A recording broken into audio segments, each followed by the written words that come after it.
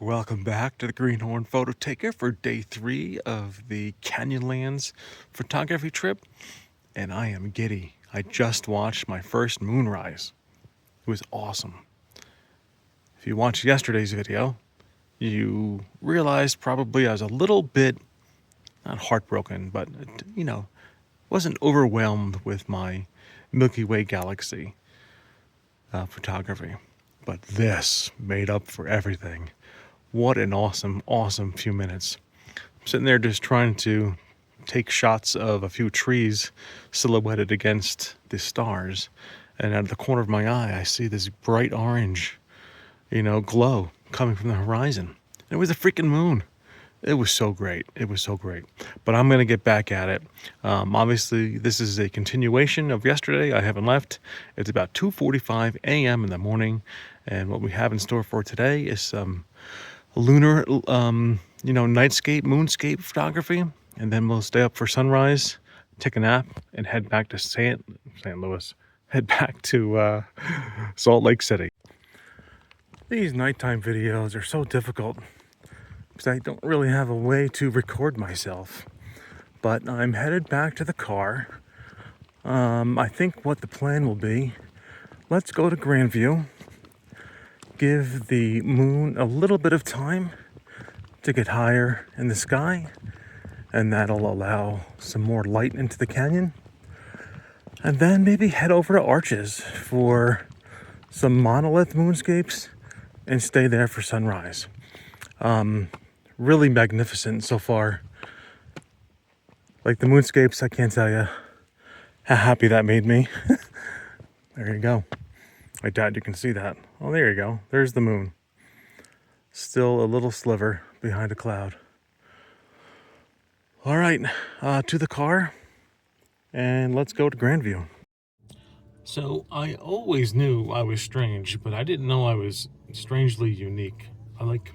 I've been in the park 3 hours now, almost 3 hours, and no one's here. Not one other soul. I really thought there'd be more, or at least someone. All right, we're at Grandview.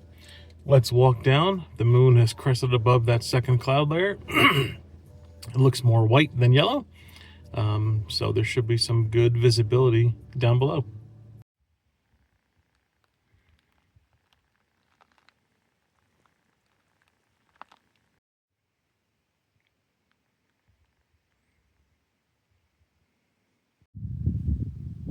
So this is a bit of a hit and miss. You can't see anything down below into the canyon, but when you point, you kind of got to pray. So this is my wide angle lens, and of course, like this moon up here, that bright spot up top is the moon, and that's just not appropriate to have right there. So I think I have to take out a different lens and or wait for the moon to get higher. But I do like that canyon in the moon glow. And I like this here, the rim I'm sitting at, lit up and glowing. So I'll mess around with this for a while. Yeah, who knows? Maybe we'll get something I really enjoy. It's very different, so I'm enjoying the challenge of it and working the settings. I believe this one was a 25-second exposure, which is why the moon is blown out, but I really need that much exposure time to light up the floor. Oh, all right. I think it's time to pack this location up. A couple things. The shot I wanted was so far down in the canyon, I just couldn't focus very well. Not, mentally focused, but focus with the camera. And I kept on trying different manual focus points and focus distances, but nothing ever came out crisp. So I don't know if it was something I was doing wrong or not. The canyon views with the stars, that came out better. I think they'll be a little soft, but I look forward to looking at those photos on the laptop. But really, I started getting like this wobbly leg, vertigo, but feeling of being on the cliff edge. So it's definitely time to leave. Where to next? I think we'll call it a week. we'll call it a day, a week, an event at Canyonlands, and head over to Arches. Let's see what time it is. It is 10 to 4. So yeah, that'll be probably like 5 a.m. by the time we get to Arches. I guess pretty good. All right, let's keep it going. Let's keep it going. Again, continues to be just an amazing experience. I wish I had a way to video all of this for you and you could see what I see, but the best I can do is show you a few stills while I talk. Glad it came out. All right, over to Arches. All right, we're at our next location. It's a little after 5 a.m. I have to decide if this might be where I enjoy the sunrise as well. I guess it depends on how many people show up. But we are at the Courthouse Towers. I took a picture here on Monday night that I really loved. And then in the last moment decided to see what it looked like with the moonlight on it. The moon is currently obscured by clouds, but it looks like maybe in 20 minutes we'll get past that. So one of the problems with shooting at night is, especially with a 25-30 second timer, it takes 30 seconds for the exposure and then another 30 seconds for the camera to do some internal light metering and internal like noise reduction. So it just takes forever. And sometimes there's like fleeting light and you just want to get on to the next picture, but it takes a full minute before you get a chance to. Anyway, one of these small, nuances of astro or nighttime photography. This continues to be a really special evening.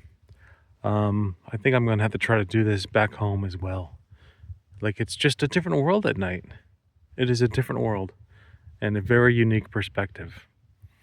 Good times, good times. Let me get a little bit further away from my second chin. I am also constantly battling cars. I guess everyone loves Arches, and there's a steady stream of cars deeper into the park. I guess to walk to one of the arches for some sunrise shots or sunrise experiences. But man, every shot now is getting cars in it. So it's tough to time it correctly with the moon not obscured by clouds and then no cars in the driving. I will try one of those light trail shots as well. Interesting though. Things are progressing quite well actually. I don't think any of the photos are tack sharp, but I really do like how they're coming out. It's such a surreal, like the colors just look off and like I said, surreal.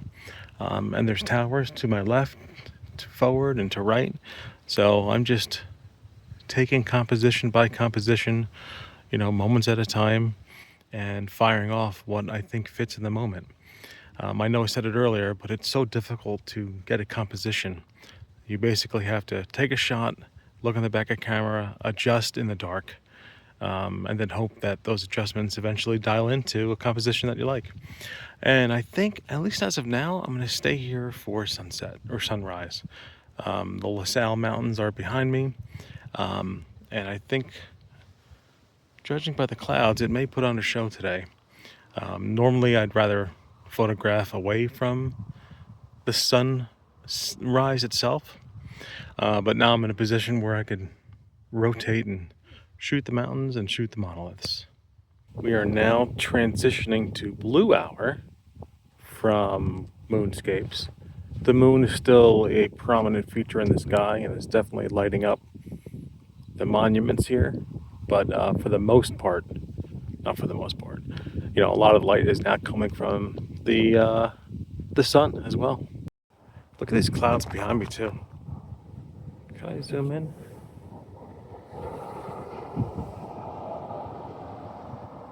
They look like they're trying to disperse rain. And there we go. Can't quite do it. Like they won't hit the ground because the air's too dry. I really don't know.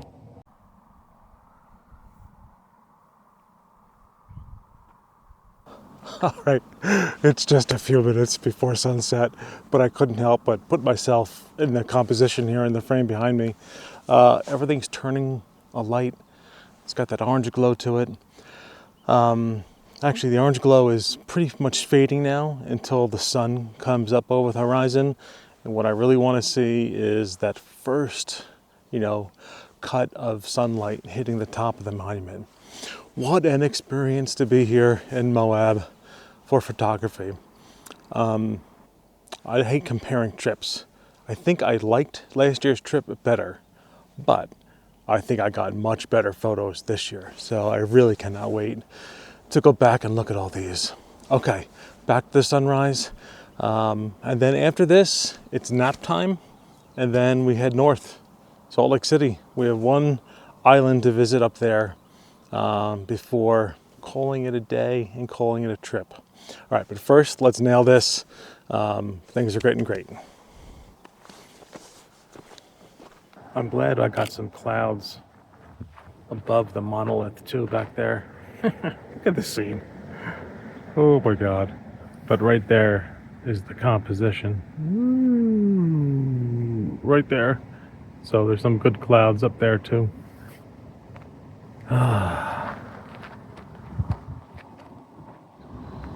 Good times. Good times. I am also feeling surprisingly awake for being out since, 11:30 last night. I left at 11:30.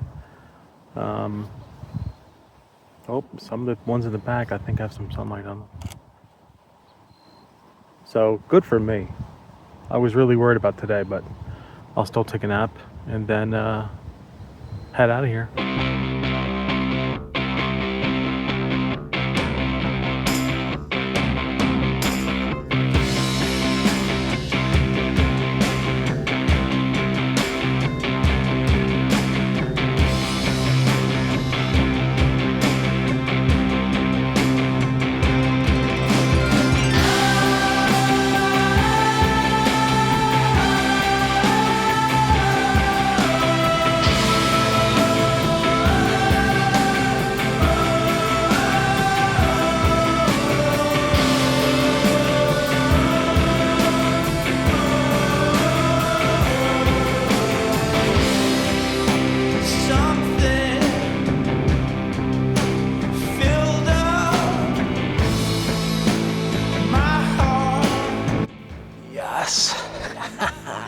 We did it.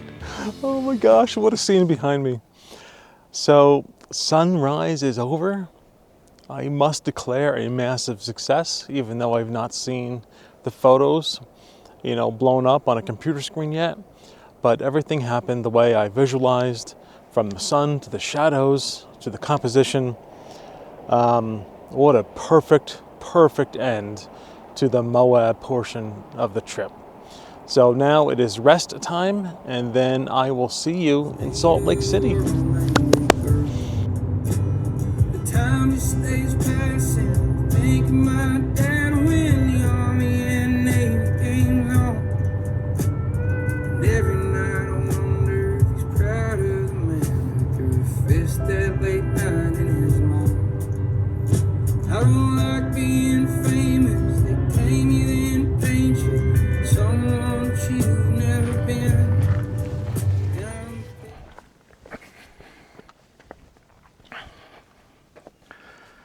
And here we end the trip on an unexpected, absolutely gorgeous, exquisite gem.